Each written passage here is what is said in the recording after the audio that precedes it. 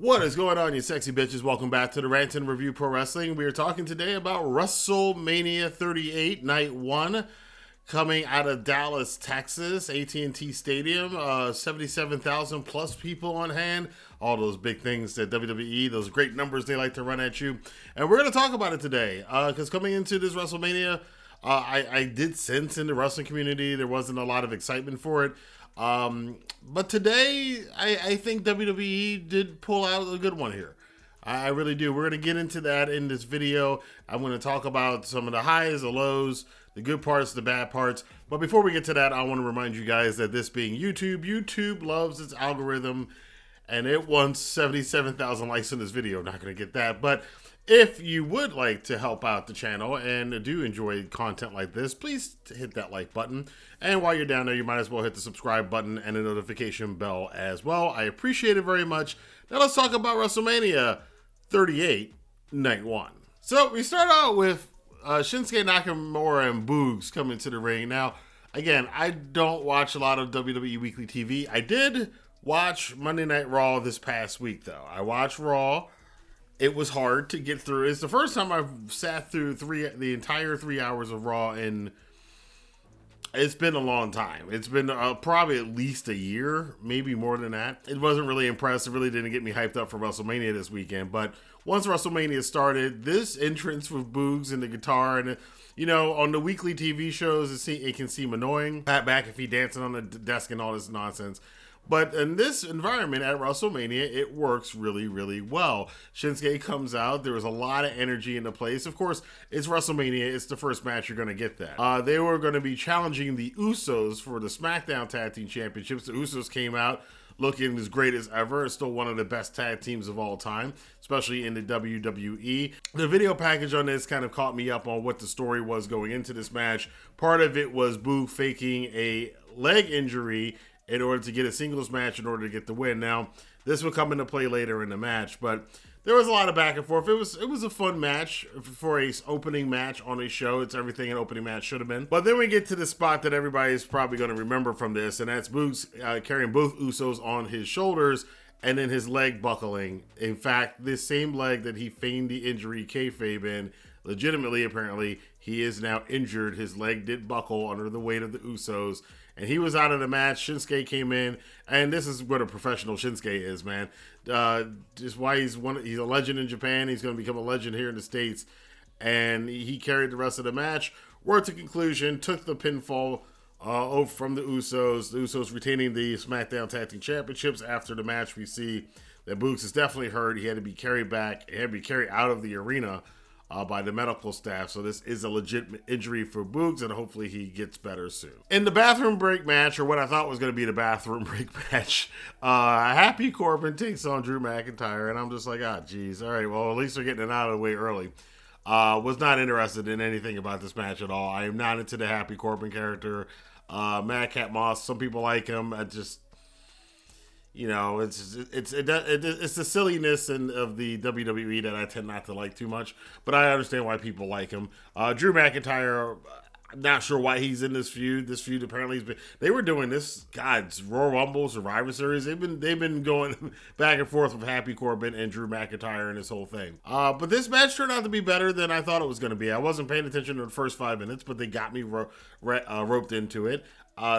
Some great near falls here. A deep six by Baron Corbin got a great near fall. A couple of other maneuvers from Drew McIntyre got a near fall. But this would lead to one of the biggest WrestleMania moments, especially in Happy Corbin's career. The end of days being one of the most protected moves in all of wrestling and sports entertainment. It was shocking here. I thought the match was over. That as soon as he hit it, I was like, well, that's the end of the match. Drew McIntyre is the first person to kick out of Baron Corbin's end of days. I mean, this is going back to his old NXT days when the fans would count how long his matches would take, because he kind of they booked him like a one-man road warrior back then in NXT, and he was a totally different character then. But Drew eventually gets the win in this match. I like this match. I liked it more than I thought I was going to like it. I thought it was going to be, I was on my phone doing other stuff. Yeah, it was a fun match. I enjoyed it. But then it came the next match, which then I thought at this point the fans are still into it, because a lot of times in these big WWE shows, the crowd's dead by the second match. and they have a hard time getting them back, but the crowd was still into it. And going into the third match, then I kind of knew that this was probably going to be a good night at WrestleMania. Celebrity YouTuber Logan Paul and boxer and entrepreneur and overall rich guy that everybody hates teamed up with Miz, appropriately enough, as they took on the Mysterios, Ray and his son Dominic. And this was an extremely fun tag team match. And I'm like, okay, we're 3 for 3 here, WWE. Great exchanges in here. Logan Paul is a big standout in this match. And I don't think anybody really should have been surprised by this. Logan Paul is he's proven that he can box. He's proven that he's athletic. He's a lot smarter than he looks, we'll put it that way. And man, he pulled off some stuff in this match. The thing that really solidified him is it's funny, him and McAfee, both of them. Maybe this is why Vince McMahon thinks that anybody can do wrestling, because now this is the second guy who's come in from another world and just comes in and is better at the job than a lot of the people who've been doing this full time. Rey Mysterio is trying to do the Three Amigos on The Miz as a tribute to Eddie Guerrero. He gets cut off a little bit later on. It is Logan Paul who then tries to do the Three Amigos on Rey Mysterio and mocking Eddie Guerrero. Drew massive heat from the crowd. This is old school, like we actually generally hate you because you're doing something that's despicable and we're going to boo you. That's the kind of heat that you want. This is heat that certain other people in other companies get because they know what they're doing, and Logan Paul knows what he's doing. So he actually hits all three of the Three Amigos. Ray didn't hit his. Then he goes up on top of the top rope. Does Eddie Guerrero, oh my God, the crowd was really hating him at this point. Did the little Eddie Guerrero shoulder shuffle, hits a beautiful frog splash. I thought he was going to win the match that way. The save is made. They go for a couple other spots. Eventually what winds up happening, though, is that The Miz kind of clears out everything, blind tags Logan Paul, lets Logan Paul get hit by the 619 from Dominic and Rey Mysterio as kind of a payback to, if you remember Monday Night on Raw, it was The Miz who was in line for it, and Logan Paul just stood there. So this was kind of a bit of a receipt from The Miz. Again, very rare that we get nuanced storytelling in WWE, but this was nuanced storytelling because you had to go, oh yeah, that's right, back on Monday, Logan Paul just let The Miz get hit with it. But The Miz tags himself in. It's the skull-crushing finale, gets the win. Logan Paul and The Miz beat the Mysterios at WrestleMania. But it wasn't done. Their hands are being raised, and then you see The Miz give the stink eye to Logan Paul, the side eye, and then he hits the skull-crushing finale on Logan Paul and gets out, and the crowd goes crazy for this. The Miz is all apoplectic and yelling at the refs and yelling at everybody else, and he runs out the ring, and this is my show, this is my world. So I would think that we might not, obviously, probably not seeing the last of Logan Paul, and whether or not him and The Miz are going to have a match at the next pay-per-view or they're going to save it for something like Money in the Bank or SummerSlam, one of the bigger pay-per-views, we'll see.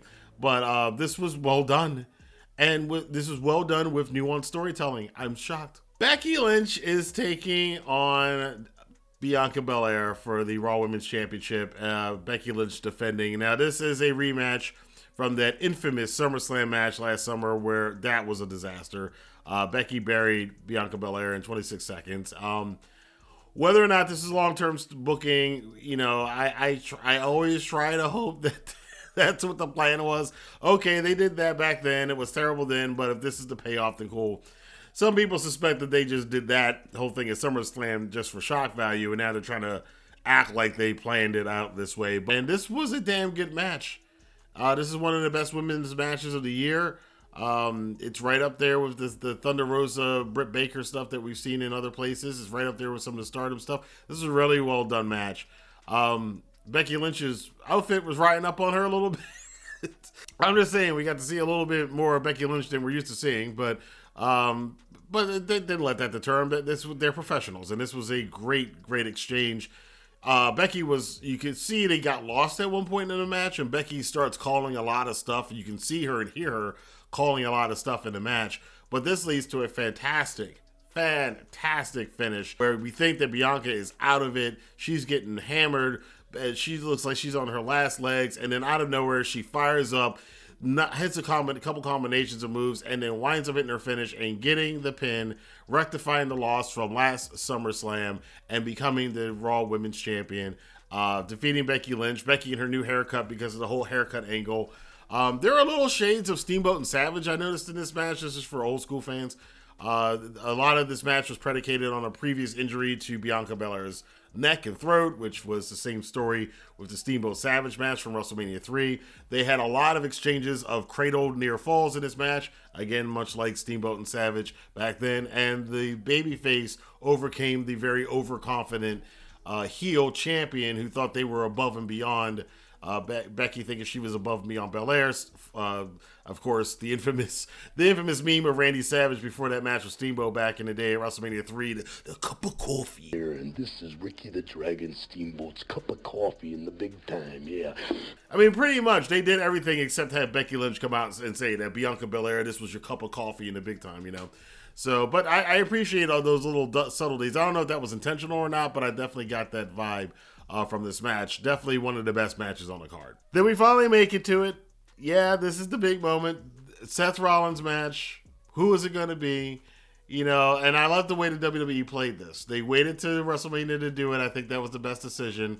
They waited to the match. They made you wait and wait and wait and wait and wait and wait and wait. And then finally all the lights go off. Just as shocking as a couple weeks ago when I heard the Hardy Boys music on AEW, I was shocked to hear Cody's entrance music, his entrance music, the one that he used in Ring of Honor, the one that he used in New Japan, the one that he used in AEW, the same theme music starts playing in the arena. And once I heard the heartbeat, wrestling has more than one royal family. I was like, it was such a surreal moment. It was such a surreal moment. We recapped it many times. Everybody knows the story. Cody Rhodes 6 years ago, basically getting dismissed from the WWE, leaving out of the door, the prodigal son, going back to the Indies, or going to the Indies. He came up in WWE. He then goes to the Indies, and then he winds up in Ring of Honor. Then he winds up in New Japan. Then that starts spurring things on with the Elite and all of this whole rise that was happening in the last decade of non-WWE wrestling starting finally to gain popularity again. Cody was at the forefront of that, talking about a revolution of wrestling. They start AEW, yada, yada, yada. But now Cody left AEW famously a little over a month ago or so. All the rumors were that he was going to wind up in WWE, just it was a matter of when. And here we see Cody Rhodes coming out to his own music, still wearing the same outfit that he was, the kind of outfit he wore in AEW. He is Cody Rhodes. He is himself. He is not a gimmick. He is not Stardust. He is not dashing. He is the American Nightmare, which is the first time they've called him that in WWE too. It is entirely Cody's thing. And this makes me think that Cody got a really sweet contract with whatever he's worked out with WWE because he is in control of his intellectual property. And I'm going to talk about this more in another video. We're going to have to talk about the Cody situation more because there's a lot more that came out about it. There was a Variety magazine article that came out right after the match ended. I did read it tonight. It was a very good read. A lot of stuff to pick up on that, but that's for another video. As far as this, the match with Seth Rollins started out pretty slow. I was starting to get a little worried because the crowd had been hot up until this point, and then because it was a slow burn beginning to this match, the crowd just seemed like they were losing them a little bit, but then the match was just a slow burn match, and it built and it built and it built. And some of the near falls, some of the hints, Cody hitting a pedigree. Keep in mind the history Seth has with Triple H and the history that Cody has with Triple H. So Seth hitting, and plus the stuff that Seth has said about AEW people over the last couple of years. Hey, if they want to come in the big time, again, we're going to come in the big time, which of course he said it in the match. Welcome back to the big leagues, bitch. He had to do that because that's what, it's when AEW people act like everything in WWE sucks, you tend to roll my eyes. Like everything in WWE doesn't suck. It might not be your cup of tea, but everything doesn't suck. They have good stuff like we're seeing tonight.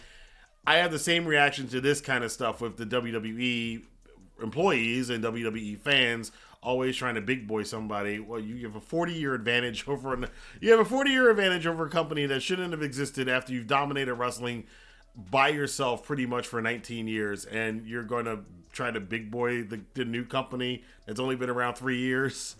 It's just like, oh, we're the big leagues. It's like little dick man energy. That aside, Seth does hit the pedigree on Cody, which I was shocked to see. Cody took that.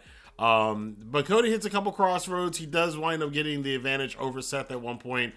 This was a very hard-fought match. And at the end, we saw Cody hit a couple crossroads on Seth Rollins to get the pin. Now, something I noticed during the match, the look in his face was very different. And again, I'm an AEW fan as well, so I've been watching him on AEW, and I've been watching him in New Japan. I've been watching him in Ring of Honor. I've been watching him pretty much since he left WWE. This was a different Cody Rhodes. This is even when you saw him rising up into the camera frame, they gave him his AEW and the overtop AEW entrance that he had. They gave it to him here at WrestleMania. That was pretty cool. But even then, when he came out, he's got this. Either he was having massive butterflies. He realizes what a big thing this is. This whole thing with Cody starting AEW, being one of the founders of AEW, being the biggest voice in AEW to be anti-WWE, way more than anybody else except maybe Tony Khan, because Khan can't seem to get off of it. Then for him now, in just like a couple of months, to completely do a 360 or 180, and now he's in WWE. He's having his WrestleMania moment with Seth Rollins. He had one of the best matches of the night, probably go down as being one of the best matches on the weekend. And I can only imagine what's going through this guy's head. But yes, he bet on himself. Yes, I understand why a lot of AEW fans are pretty pissed at him,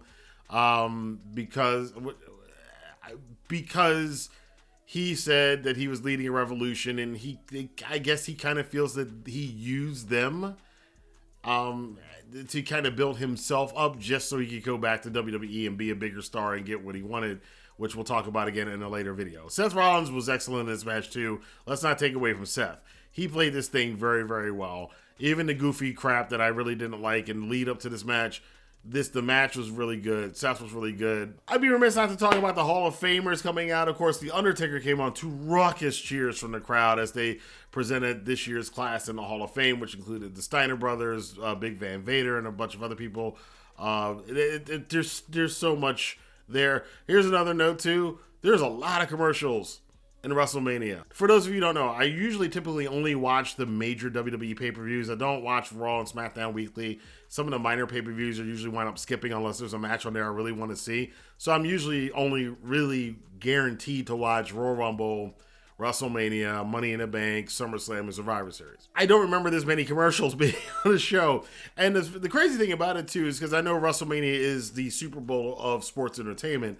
But I would like, if I gotta watch commercials while watching WrestleMania, I want the commercials for WrestleMania to be at least close to being Super Bowl level commercial. I know they're not going to pay that much money, and it's not going to be that much production on it, but at least that should become a thing too. That the commercials should be more than just the same 4 wireless commercials that we see over and over again, and then whatever commercials happen to have WWE superstars in them. But I don't know if it's cool or disgusting. But I think for the first time, I saw in the middle of Shinsuke Nakamura and Boogs' entrance, they stopped their entrance to do a commercial at ringside with the crazy redneck. Oh, I don't want to say redneck, but the crazy farmer or something like that, which they had a commercial on it later, and it's some sort of drink or something. I don't know what the hell it was. But they stopped. I don't think I've ever seen anybody in their entrance stop their entrance to cut a commercial in the middle of their entrance and then continue on with their entrance. Now, I know they do the overlay stuff and whatever, but the actual wrestler stopping to do a commercial in the middle of their entrance, that's a new one for me. In the wrestling main event of the night, we had Ronda Rousey challenging Charlotte for the SmackDown Women's Championship, so the ladies were in charge of night 1, and they had a lot to follow. You're following Cody and Seth. You're following the great match that Becky Lynch and Bianca Belair had. And you're following an undercard that was actually pretty entertaining. So here they are. And crazy enough, this was the weakest match on the night. There just doesn't seem to be a great chemistry between Charlotte and Ronda in this match. There's a couple blown spots here and there. Some miscommunication going on between Ronda and Charlotte. But the finish was kind of meh. But it's in line with a Flair finish, if I'm thinking back to her dad. So, and how weird is it that here in 2022 at WrestleMania, we have the semi and main event of the show featuring a Rhodes and a Flair. That's for my old school heart, that there's something just special about that. So Charlotte retains the title. I don't know where you go with Ronda now. I guess they're probably going to wind up continuing this feud because of the way Charlotte won the match. But we're putting that to bed. But that, even though that match wasn't as good as the other ones, and there were a lot of problems with it, it wasn't a terrible match. It just, especially compared to the fact that most of the stuff that on the night was good, it just fell flat for me. Fell flat for the crowd too, because they were quiet for most of this match. But I can tell you what they were not quiet for: the actual main event of the show, which was a talk show segment. On paper, this show sounds really bad, but in actual practice, it was great. And it always comes down to execution. And nothing better than Kevin Owens having a Kevin Owens show. The guest was Stone Cold Steve Austin. Owens runs down Texas again, getting himself over as the biggest heel as he possibly can. Austin comes out.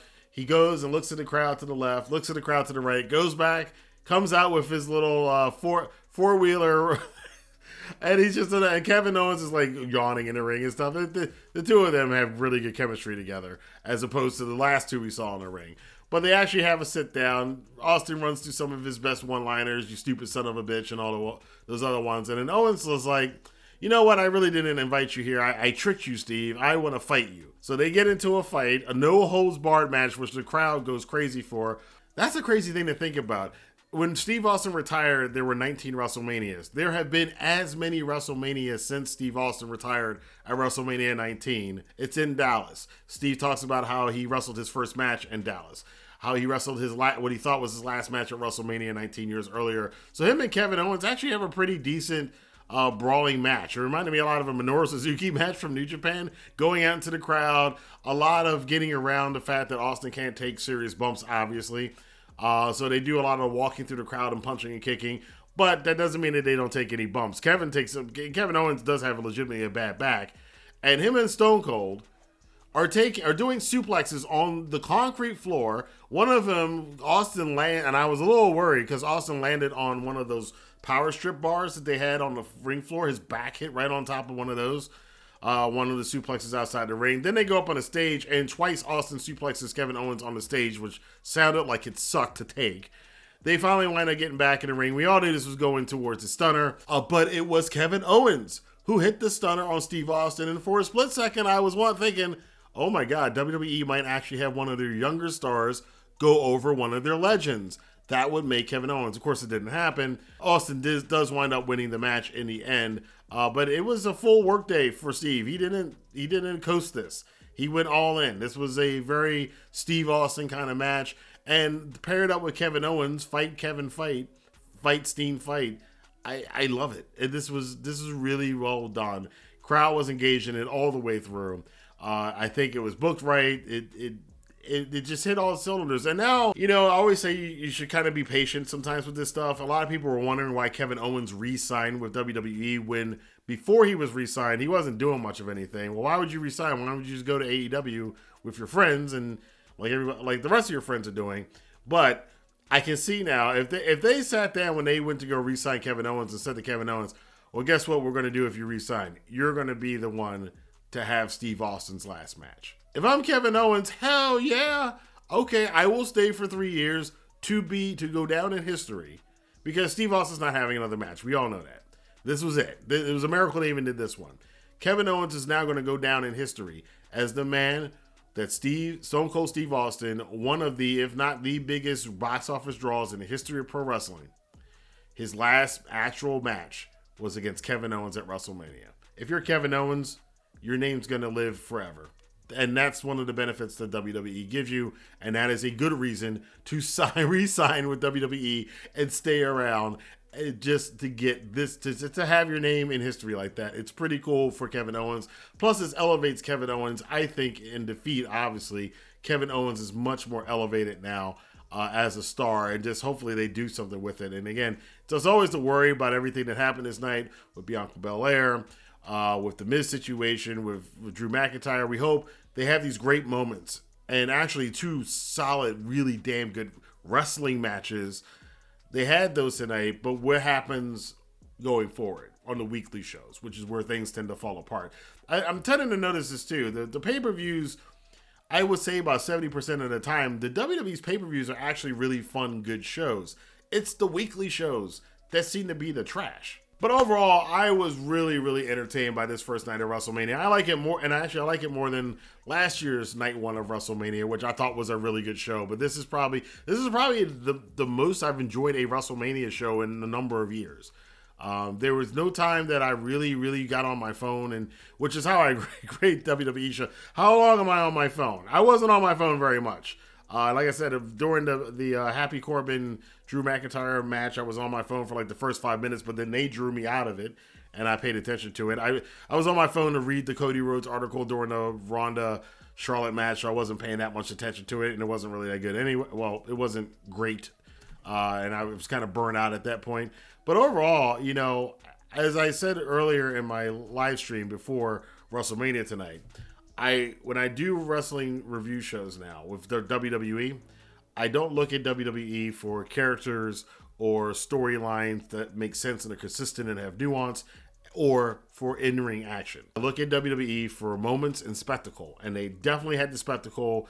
The production value, WWE, there's not even anybody close to live event production quality than WWE. They are always the number one in that respect, in my opinion. Some of the entrances, Bianca Belair's entrance was really cool.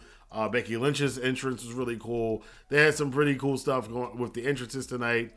A lot of choir singing. Seth Rollins had his own little choir singing. That was pretty cool. And of course, them doing Cody's AEW entrance was just mind blowing. It's still so surreal.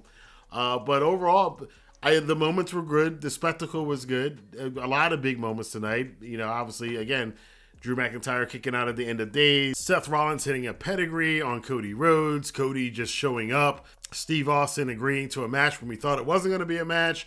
And then they made it a match, so there was a little bit of a swerve from them on our part, which was pretty cool. And yeah, WWE was ahead of their audience with some of its storyline tonight and some of its storytelling tonight. There was a lot of little details that they put in here that were really good. And overall, night one of WrestleMania, absolutely recommending it. And it's you guys know me. What WWE is these days is not my cup of tea. But when they do things well, I will say they do things well, and we'll praise it to the moon.